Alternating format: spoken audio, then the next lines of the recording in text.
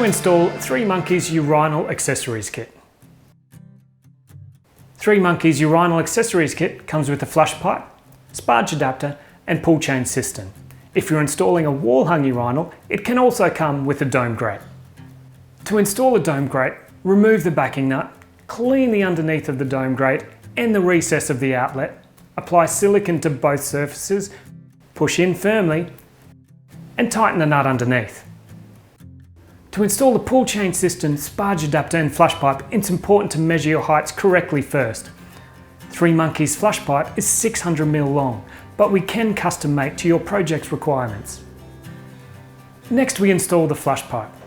Take the nut off the top of the urinal and place over the flush pipe.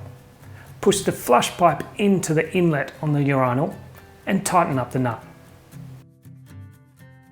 Now your flush pipe is in place, then we mark the position of the cistern on the wall. Now you've marked the position of the cistern on the wall, take the sparge adapter and place over the top of the flush pipe.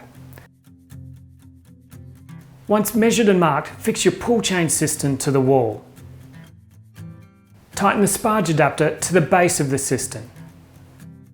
Turn on the water supply and test for any leaks. Then your job is done.